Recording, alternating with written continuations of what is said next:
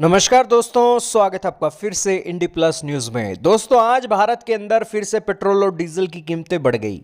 इन कीमतों के बढ़ने के बाद दोस्तों अब तक भारत की मोदी सरकार ने ₹7.35 और ₹7.53 के हिसाब से पेट्रोल और डीजल की कीमतों में इजाफा कर दिया है। इसके साथ ही दोस्तों आज के समय में दिल्ली के अंदर पहली बार 4 सालों में तेल की जो कीमतें हैं ₹100 पार कर गई हैं। आज के समय में नई दिल्ली के अंदर ₹102 लीटर पेट्रोल और ₹95 लीटर डीजल मिल रहा है।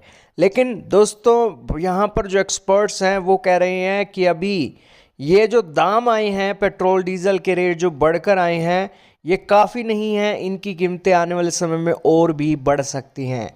तो इसलिए दोस्तों जितने भी ग्राहक हैं तेल और डीजल के, उनको लेकर अपने शेड्यूल उन्हें बदलने चाहिए और अपने पैसे की एक जो मारामारी से बचने के लिए उन्हें एक स्टोरेज के सिस्टम पर वापस लौटना होगा।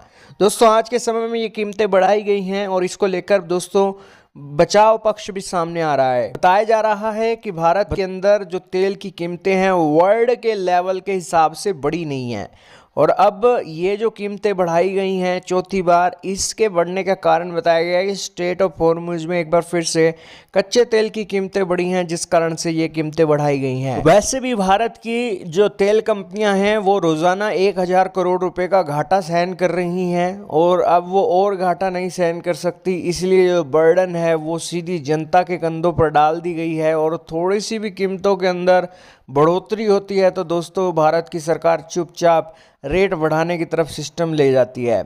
इसके अलावा दोस्तों रेट को कम भी करने का सिस्टम हो सकता है, लेकिन भारत की तेल कंपनियां ऑलरेडी घाटे के अंदर चल रही हैं तो वो उस घाटे को कवर करने के लिए ये दोस्तों तेल की कीमतें अब स्टेबल ही रहेंगी, इतनी बढ़ी रहेंगी।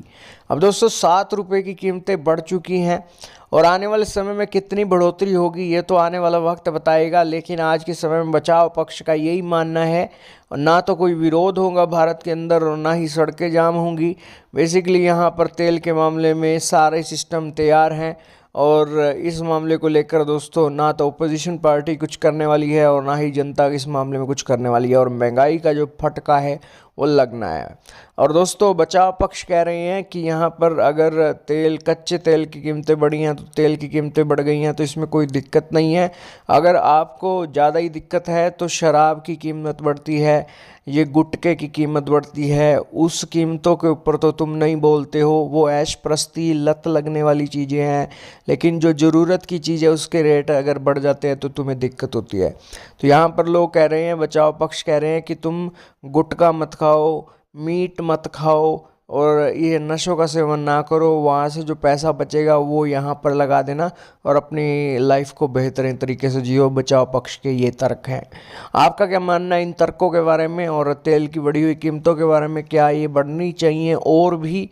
क्योंकि सरकार तो इस रुख में है कि जैसी कीमतें बढ़ेगी वैसी ये कीमतें भी बढ़ाएंगे और कम करने के चांस दोस्तों बहुत कम हैं।